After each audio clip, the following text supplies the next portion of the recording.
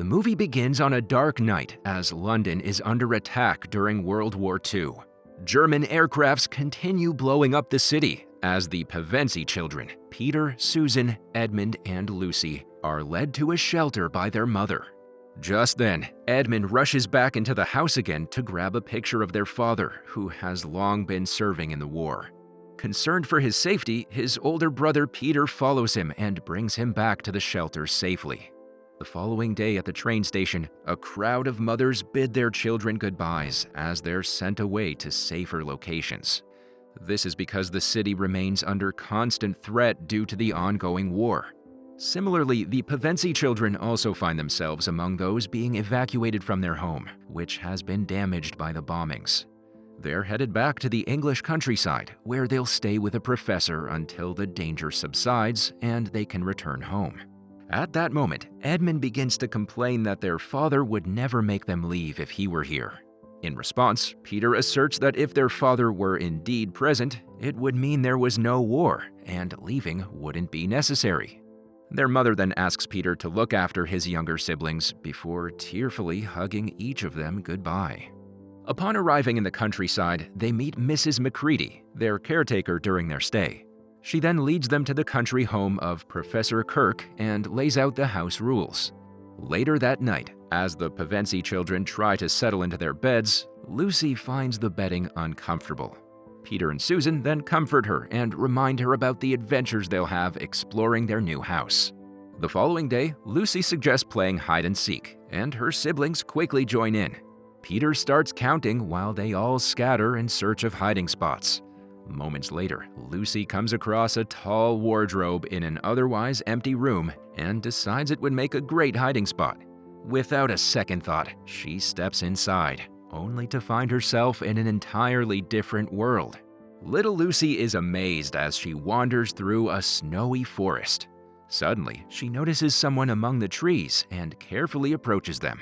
Soon after, she finds herself standing face to face with a faun named Tumnus. At first, they both approach each other cautiously, but their curiosity soon overcomes their wariness. Lucy bravely walks over to Tumnus and picks up a package he dropped. As they introduce themselves, Lucy is surprised by the faun's appearance, while Tumnus is equally puzzled by the presence of a human girl. Gradually, they begin to trust each other, and Tumnus reveals that they're in a magical realm called Narnia. He then warmly invites Lucy to his home for tea, and she happily accepts. Together, they make their way to his house, with Lucy even helping him carry the parcels. As they sip their tea, Lucy mentions the joy of Christmas during winter. However, Tumnus reveals that it's always winter without Christmas in Narnia. He then plays some music for her, but the soothing melody eventually lulls her into a peaceful sleep. After a while, Lucy wakes up in a dimly lit room to find Tumnus looking troubled. She tries to comfort him, but to her surprise, he admits that he had intended to kidnap her. He explains that he had betrayed the White Witch, who had ordered him to capture any humans who had entered Narnia. He only decided to hide Lucy in his home because he had grown fond of her. Now he comes around to feel guilty for his plans to abduct her, but she kindly forgives him. Tumnus decides that he will make sure that she gets back to her world safely. Together, they carefully run through the snowy forest, and he reveals that in Narnia, almost everyone and everything sides with the White Witch, including some of the trees. Fortunately, he manages to spare her from any harm and guide her back to her world. Afterward, when Lucy returns, she realizes that hardly any time has passed in the real world. She excitedly shares her adventure in the mystical realm of Narnia with her siblings. When they doubt her story, she even urges them to check the wardrobe and see it with their own eyes. However, she discovers that the once magical portal is gone, leaving behind only an ordinary wardrobe. Later that night, Lucy sneaks back into Narnia, and this time, Edmund follows her through the wardrobe.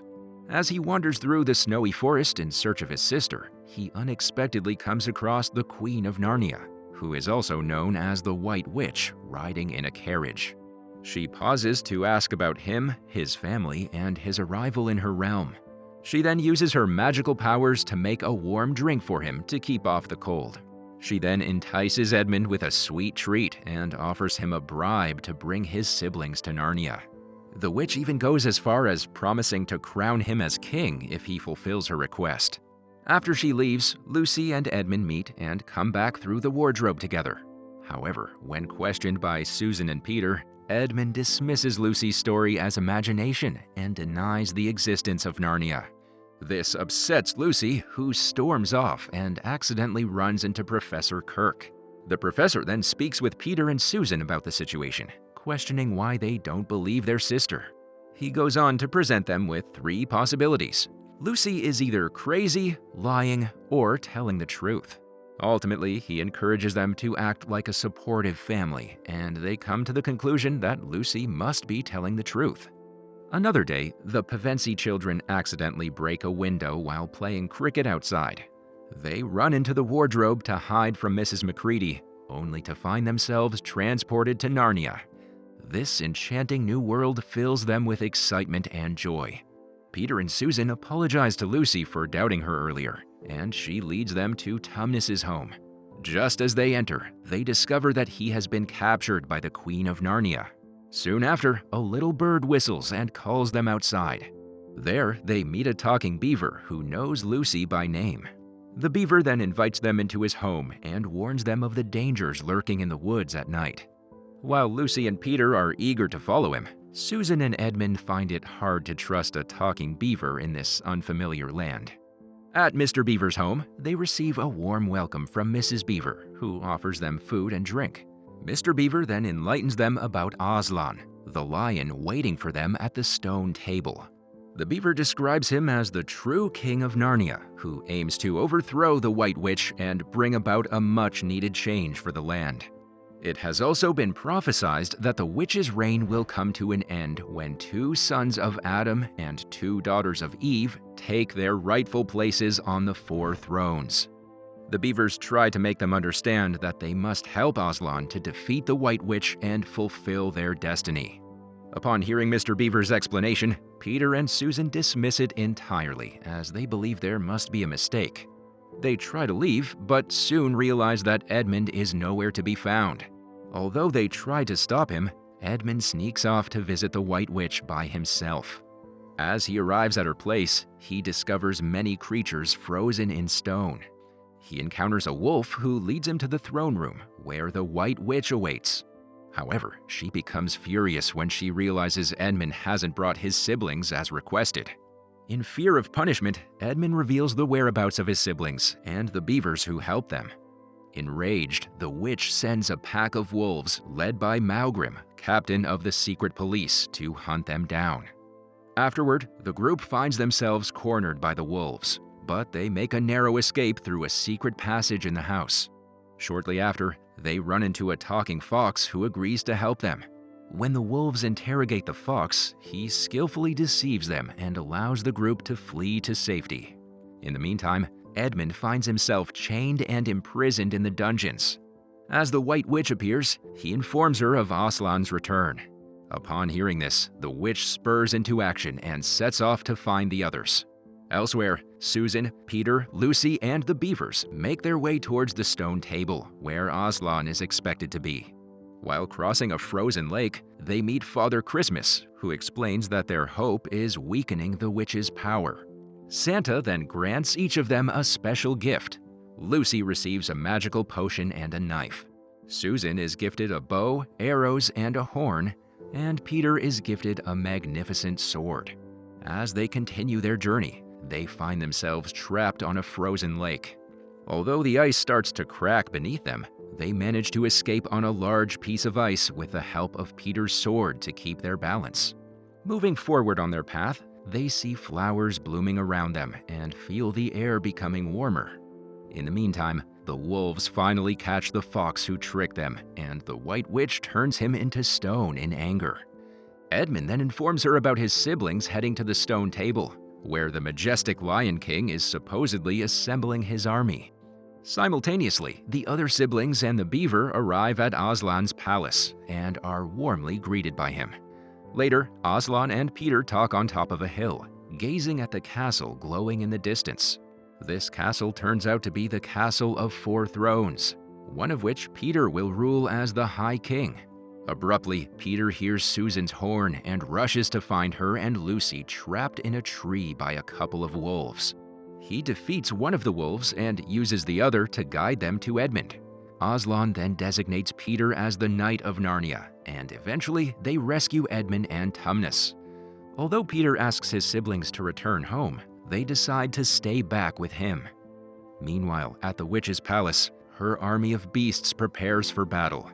During her meeting with Aslan, she accuses Edmund of betrayal and insists he be surrendered to her for punishment. Aslan decides to speak with her privately, and they reach an agreement. She renounces her claim on Edmund. However, it turns out that Aslan has offered himself to be sacrificed by the witch instead. That night, Aslan finds Lucy and Susan and thanks them before bidding them goodbye. Later on, the White Witch's monsters assemble as Aslan is forcibly taken to the stone table and ruthlessly killed. Once they leave, Lucy and Susan approach his lifeless form and break down in tears. Meanwhile, the magical petals in Narnia convey the tragic news to Peter and Edmund. Following this, Edmund encourages his brother to take command and lead the army. Shortly after, the White Witch arrives with her forces for the battle and orders her general to slaughter them all. Peter's army launches their assault and gains the upper hand initially. However, their luck shifts and Peter's troops begin to struggle to attack and defend. In the midst of the chaos, Edmund manages to shatter the White Witch's staff, but gets injured in the process. Elsewhere, cracks begin to appear on the stone table, and Aslan suddenly rises in his majestic form. He then explains that when an innocent victim is killed in place of a traitor, the stone table cracks, and even death itself is reversed. Upon hearing that Peter and the others have gone to war, Aslan rushes across the land to the witch's palace with Lucy and Susan riding on his back. He arrives with a mighty roar as the White Witch and Peter engage in a duel. The cunning witch tries to strike Peter while he's distracted. However, Aslan intervenes and knocks her off a cliff, swiftly ending her life. Meanwhile, Susan uses her bow to stop the witch's servant from harming Edmund any further. Lucy then uses the magical potion given to her by Father Christmas to revive her brother and other wounded allies. Aslan also uses his magical powers to free many creatures who had been turned to stone by the witch's spell. In the end, Aslan walks down the hall with the two sons of Adam and the two daughters of Eve at his side. They stand before the stone thrones as he proclaims each of them Queen Lucy the Valiant, King Edmund the Just, Queen Susan the Gentle, and King Peter the Magnificent. The crowd erupts in cheers, and everyone rejoices during the celebration. After a decade or so, the four siblings, now adults, ride through the forest on horseback. They come across the lamppost, which marks as a portal between Narnia and their home. As they approach the wardrobe, the four of them tumble out and find themselves on the floor of the professor's house, but as children again. Moments later, the professor approaches them and returns the ball that had broken the window. The movie comes to an end as the Pevensie children realize that hardly any time has passed in the real world, despite ruling Narnia for over a decade.